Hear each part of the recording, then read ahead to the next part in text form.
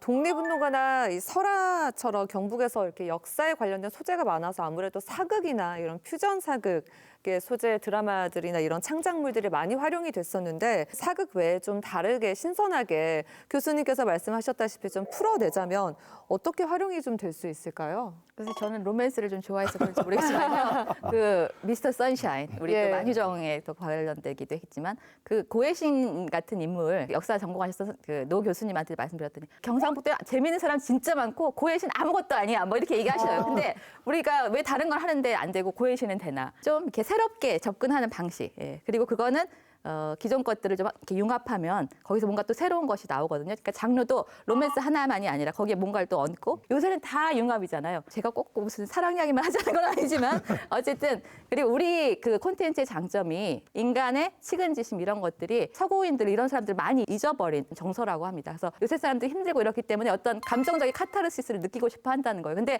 그게 한국 콘텐츠는 만족시켜주는 거죠. 약간 심파라고 또 비판하는 사람도 있습니다. 그런 거를. 근데 장점을 살려가면서 좀 이렇게 하는 것이 어떨까 그렇게 생각합니다. 제가 볼 땐 사실 이게 사극이냐 아니냐는 아무 문제가 아닐 것 같다는 판단이고요. 그 좋은 사극일수록 더 긴장도와 몰입도가 훨씬 더 높아질 수도 있고요. 현대물 같은 경우는 너무 뻔한 것에 대해서 사실 거의 몰입할 수가 없는 부분들이 분명히 있거든요. 그래서 뭐 요 근래 뭐 광해라든지 아니면 명량 한상 같은 이런 실내에서 볼 때 얼마나 치밀하고 얼마나 신경 써서 잘 만드냐에 관련된 문제고요. 또 하나 사실은 사극이 요즘 점점 안 하려고 해요. 그 역사 왜곡 문제는 그 정도 문제이긴 한데요. 사실은 조선구 마사처럼. 네네네.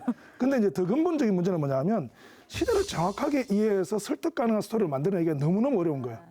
그러다 보니까 그냥 조선시대 옷을 입혀놓고 얘기는 다 현대적으로 꾸며내는 방식들이 되다 보니까 누구도 사실 만족하지 못하는 그런 부분들이 좀 있거든요. 그래서 그 당시에 정말 일어날 수 있을 법한 일을 중심으로 그 당시에 살았던 사람들의 인물 캐릭터를 얼마만큼 잘 그려내는가가 문제인 거지 사극이냐 아니냐 문제는 사실은 별로 중요한 게 아니다. 사실 그래서 제가 어떤 생각을 조금 많이 했었냐면 콘텐츠진흥원도 마찬가지고 또 제가 업무는 한국국악진흥원도 마찬가지고 누구보다도 사실은 그 정근대 시대에 대한 이해도가 높은 사람들이라면 그 시대 사람들이 정확하게 어떻게 살았고 어떤 공간을 어떤 방식으로 지배했고 적어도 예를 들어서 살인사건이 나서 취조가 이루어질 때 취조 과정 장면이라도 좀 정확하게 꾸릴 수 있도록 만들어주는 이런 것들은 사실 정부 정책이 필요하거든요.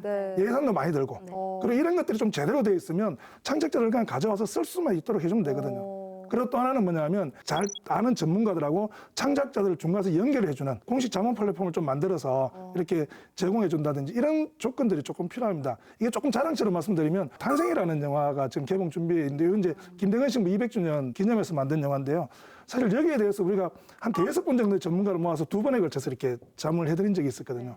이런 과정들이 사실은 큰 기획들부터 시작해서 단위 장면 꾸리고 또 하나하나의 소품을 만드는 데까지 이렇게 들어갈 수 있는 부분들이 많고 이게 많이 만들어지면 사극 준비하는 사람들도 많아질 거고 이게 그렇게 되면 아마 대단히 경쟁력 있는 사극이 좀 만들어질 거라고 이렇게 보고 있어요. 말씀하시니까 생각나는 게 국과수 같은 데서 어떤 식으로 하나 이런 것들을 작가들 교육을 하고 연결해주는 그런 것들을 합니다. 그러니까 실질적으로 창작자들한테 도움이 될 수 있는 사람들 그런 교육들을 하면은 정말 작가들이 많이 올 거예요. 관심 가지고. 그런 것도 순식간에 다 마감이 돼요. 신청하면. 그러니까 알고 싶으니까. 왜냐하면 이게 직접 가서 보고 설명을 듣는 거하고는 또 다르거든요. 그리고 또 하나는 고증에 관련된 문제인데 빠침코가 이제 그 8부작이 1,000억 원이 들었거든요. 저는 이제 그걸 보면서 되게 감동한 게 그 호롱불 하나, 옷 하나 이런 것들이었어요. 그리고 엄청난 고증 그 자료와 또 전문가들이 그걸 해쳐서 만들었다고 하더라고요. 그게 사실 다 돈이긴 한데 그렇게 했을 때 훨씬 더 리얼리티가 확 느껴지고 정말 진짜 같고 그런 느낌이 들었거든요. 그래서 얼마든지 경쟁력 있고 계속 나올 수 있다고 생각합니다. 저는 이 문제에 대해서 두 가지 어떤 시각이 있다고 볼 수 있는데요. 사극으로 아니면 퓨전 사극을 만들다 하더라도 그 속에 매력적인 요소, 뭐 추리적인 요소 이런 것들을 해서 사극이 돼 내용을 보면은 여러 가지 장르의 콘텐츠가 녹아있는 그런 식으로 해서 시청자들 관심을 끌 수 있겠고요. 두 번째 해법은 굳이 우리가 우리 지역에 있는 어떤 역사 문화 자원을 사극을 국한시킬 필요가 없다는 거죠. 지금 가장 핫한 장르가 웹툰입니다. 웹툰을 만들 수 있고 아니면 웹드라마, 뭐 애니메이션 뭐 여러 가지 형태의 장르를 만들 수 있기 때문에 이 자원들을 굳이 사극으로 국한시킬 필요 우리 스스로 그럴 필요 없다고 보고 있고요. 그런 면에서 저는 최 의원 말씀이 제가 깜짝 놀랐는데 허리를 떼고 저희가 생각하고 있는 게 스토리 기획자 양성입니다. 사실은.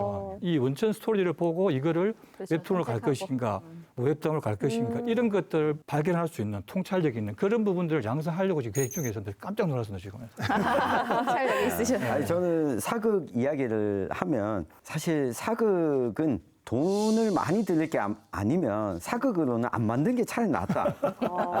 저는 아직도 동의합니다. 그 네. 서구식 사극 중에서 제가 제일 재밌게 봤던 게 오만과 편견이었는데 스토리는 사랑 이야기인데 네. 그 당시대에 살았던 것들의 사람들과 모습들에 대한 고증?